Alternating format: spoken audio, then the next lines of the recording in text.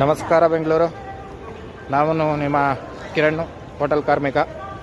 ಮೆಜೆಸ್ಟಿಕ್ಕಲ್ಲಿ ನೀವು early morning ಈ ಆಂಧ್ರ ಕಡೆ ಎಲ್ಲನೂ ಹೋಗ್ಬೇಕು, ಇಲ್ಲ ಮುಳ್ಬಾಗ್ಲ ಕಡೆ ಏನಾದ್ರು ಹೋಗಬೇಕು ಅಂತಿದ್ರೆ ದಯವಿಟ್ಟು ಅಲ್ಲೇ ನೀವು ವಾಸವಿರುವ ನಿಮ್ಮ ಏರಿಯಾದಲ್ಲೇ ದಯವಿಟ್ಟು ಎಲ್ಲರೂ ಒಂದು ಒಳ್ಳೆ ಕಡೆ ಹೋಟ್ಲಲ್ಲಿ ಊಟ ಮಾಡಿಕೊಂಡು ಬನ್ನಿ. ಮೆಜೆಸ್ಟಿಕ್ಕಲ್ಲಿ ಬೆಳಗ್ಗೆ ಇವಾಗ ಸುಮಾರು 6:45 ನನ್ನ ಮಗಳಿಗೆ ಹೊಟ್ಟೆ ಹಸಿದಿದೆ ಅಂದ್ಬಿಟ್ಟು ಈ ಹೋಟೆಲ್ ಬಾಲಾಜಿ ಅಂದರೆ ಶಾಂತಲಾ ಸಿಲ್ಕ್ಸು ಎದುರುಗಡೆ ಇರೋ ಹೋಟೆಲ್ ಬಾಲಾಜಿಗೆ ಟಿಫನ್ಗೆ ಅಂತ ಬಂದಿದ್ದೆ. ಇವರು ರಾತ್ರಿ ಇಡ್ಲಿನ ಬೆಳಗ್ಗೆಗೆ ಹಾಗೆ ಸರ್ವ್ ಮಾಡ್ತಾರೆ, ಬಿಸಿ ಸಾಂಬಾರು ಇದ್ಬಿಟ್ಟು.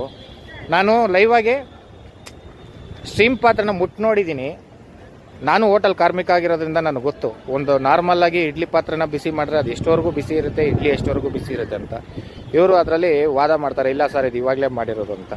ಆಮೇಲೆ ನಾನೇ ಹೇಳಿದ್ದಕ್ಕೆ, ನಾನು ಹೋಟ್ಲನ್ನಪ್ಪ ಈ ಥರ ಎಲ್ಲ ಯಾಕೆ ಸುಳ್ಳು ಹೇಳ್ತೀರಾ ಅಂತ ಹೇಳಿದ್ದಕ್ಕೆ, ಸರ್ ನಿಮ್ಗೆ ಇದು ಇಷ್ಟ ಇಲ್ಲ, ಬೇರೆ ಏನಾದ್ರು ತೊಗೊಳ್ಳಿ ಅಂತ ಕಾಂಪ್ರಮೈಸಿಗೆ ಬರ್ತಾರೆ. ಯಾಕೆ ಈ ಥರ ಮಾಡ್ತಾರೆ? ಕರೆಕ್ಟಾಗಿ ದುಡ್ಡು ತೊಗೊಂಡು ಕರೆಕ್ಟಾಗಿ ಜನರಿಗೆ ಸರ್ವಿಸ್ ಕೊಡಬೇಕು. ಇವರು 60 ರೂಪಾಯಿ 70 ರೂಪಾಯಿ ಚಾರ್ಜ್ ಮಾಡೋ ಜಾಗದಲ್ಲಿ ಕರೆಕ್ಟಾಗಿ ಜನಕ್ಕೆ ಫುಡ್ ಕೊಡಬೇಕು. ಯಾಕೆ ಈ ಥರ ಮಾಡ್ತಾರೆ? ಇದ್ರ ಬಗ್ಗೆ